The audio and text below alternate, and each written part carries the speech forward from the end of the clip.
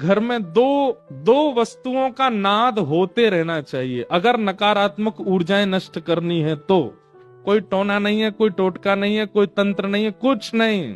दो स्वर आपके घर में सुबह शाम होते रहने चाहिए।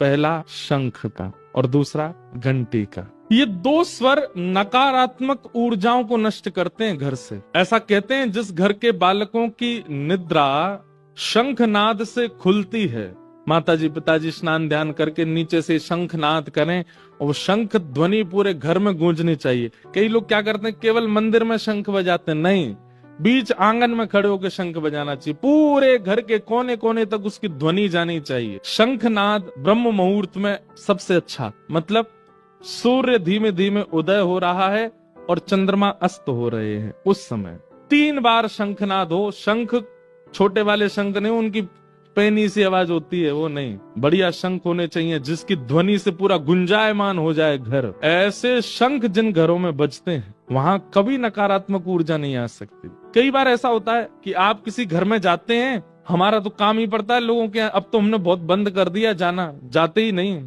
पर कई बार ऐसा होता है कि किसी के घर में जाते हैं और जब जाकर के निकलते हैं ना, सारे विचार सारी भावनाएं सब नष्ट हो जाती हैं। पता चल जाता है कि यहाँ नकारात्मक ऊर्जा थी। कहीं कहीं हम संकेत कराते हैं, अब तो जाना बंद कर दिया घर में, अब कहीं नहीं जाते हम, बहुत कम बोल देते हैं कि आप शंख बजाया करो घर में। और उसके लिए कुछ कर रहे हैं, कुछ नहीं करना है, शंख रखिए घर में और नित्य उसका स्वर निकालिए।